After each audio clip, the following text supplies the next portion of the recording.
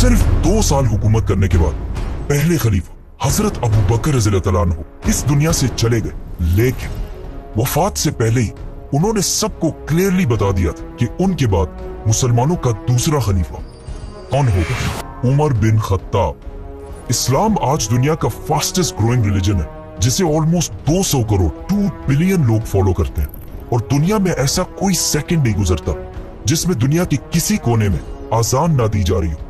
इस सब में हजरत उमर रज़ियल्लाहु अन्हु ने बहुत बड़ा रोल प्ले किया, जिन्होंने सिर्फ कुछ ही सालों में मुसलमानों की इतनी बड़ी एम्पायर बनाई जो उनसे पहले दुनिया में किसी के पास भी नहीं थी। अलेक्जेंडर द ग्रेट और इवन मिस्र के फिरौन के पास भी नहीं। लेकिन ये सब आखिर उन्होंने किया कैसे? हजरत उमर की पर्सनैलिटी को समझने के लिए उस जमाने के मक्का शहर को समझना लाजमी है, क्योंकि मक्का में पिछले कई सदियों से एक ही कबीले कुरैश का कंट्रोल था, और आहिस्ता आहिस्ता कुरैश का ये कबीला इतना बढ़ चुका था कि कुरैश खुद भी बहुत सारे कबीलों में डिवाइड हो चुका था। और इन कबीलों के दरमियान अब मक्का में पीस बरकरार रखने के लिए हर कबीले को अलग अलग जिम्मेदारियां दी गई थी।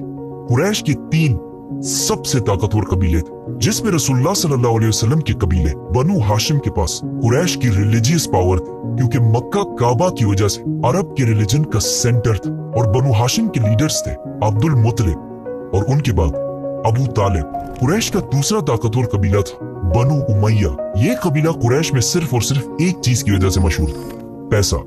इसीलिए मक्का की सारी इकोनॉमी यही फैमिली बनु उमैया कंट्रोल करती थी, और इस कबीले का लीडर था अबू सुफियान। एंड लास्टली कुरैश का तीसरा पावरफुल कबीला बनु मखजूम था, जो मक्का में वॉरियर्स की फैमिली थी। इसीलिए मक्का में हर वॉर जंग की प्लानिंग यही फैमिली किया करती थी, और सबसे ज्यादा हथियार भी इसी फैमिली के पास होते थे।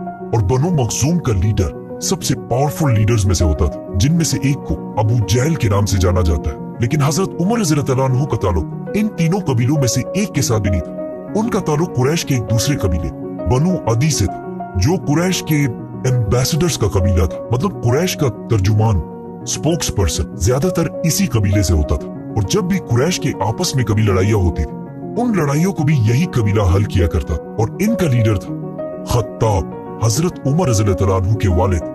इसीलिए हजरत उमर की पर्सनैलिटी की ये साइड कि वो किसी भी बड़े मसले को बहुत ही आसानी से बातचीत और डिबेट के साथ हल कर लिया करते थे। उन्हें अपने वालिद के कबीले बनु अदी से मिली। लेकिन हजरत उमर रज़ियल्लाहु अन्हु की पर्सनैलिटी का एक दूसरा एंगल भी था, जो हम सब बार बार सुनते रहते हैं कि वो बहुत ही गुस्से वाले इंसान थे, और बात बात पर दूसरे का सर काटने के लिए तैयार हो जाते थे। हजरत उमर की पर्सनैलिटी का ये ट्रेट उन्हें अपनी वालदा हंतमा बिनते हिशाम से मिला था, जिनका ताल्लुक बनु अदी से नहीं बल्कि बनु मखजूम से था, जो कुरैश के वॉर और जंग को संभाल। इस बनु मखजूम के कबीले के माइंडसेट को समझने के लिए यही काफी है कि इस कबीले से हजरत उमर रज़ियल्लाहु अन्हु के कजन का नाम खालिद बिन वलीद था। मतलब हजरत उमर रज़ियल्लाहु अन्हु लोगों को बातचीत से अच्छी तरह समझाना अपने वालिद से सीखा, और जो लोग बातों से ना समझे उन्हें डंडे और तलवार से समझाना उन्होंने अपने वालदा के खानदान से सीखा। दुनिया के सबसे बड़े बादशाह खलीफा बनने के बाद एक दिन हजरत उमर मक्का के उस इलाके से गुजरे जहां वो बचपन में ऊंट चराया करते थे,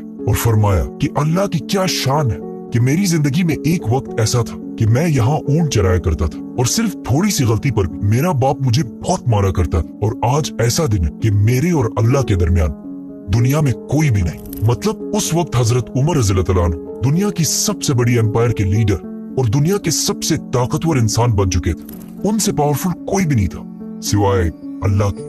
हजरत उमर रज़ियल्लाहु अन्हु मक्का में आप सल्लल्लाहु अलैहि वसल्लम से 12 साल बाद पैदा हुए, और जवानी में बहुत टॉल और मस्कुलर होने की वजह से बहुत जल्द ही मक्का के सबसे ताकतवर रेसलर बन गए। मतलब कहा जाता है कि जब वो किसी ग्रुप में चल रहे होते थे तो ऐसा लगता था कि बाकी सारे जमीन पर चल रहे और वो ऊंट पर बैठे हुए।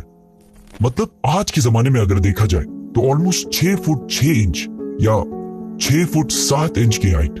फॉर एग्जाम्पल ये है नरेंद्र मोदी, एवरेज हाइट, और इनके पास खड़े ये हैं कतर के अमीर तमीम बिन हमाद। हजरत उमर और बाकी एवरेज लोगों में भी इतना ही हाइट डिफरेंस होता होगा या फिर इससे भी ज्यादा। इस सब के बाद आहिस्ता आहिस्ता हजरत उमर रज़ियल्लाहु अन्हु अपने कबीले बनु अदी की लीडरशिप संभालने लगे, और मक्का के बड़े बड़े सरदारों के साथ मीटिंग्स में बैठने लगे, और कुछ ही अरसे में कुरैश के सबसे टैलेंटेड एम्बेसडर बन गए। और इसके साथ ही उन्होंने अपना इंपोर्ट एक्सपोर्ट का बिजनेस भी स्टार्ट किया, जिसमें वो मक्का, यमन, सीरिया के बीच हर वक्त ट्रैवल करते रहते थे। और जब फाइनली हजरत उमर रज़ियल्लाहु अन्हु की एज 27 हुई तो मक्का में रसूलुल्लाह सल्लल्लाहु अलैहि वसल्लम ने नबूवत का ऐलान कर दिया।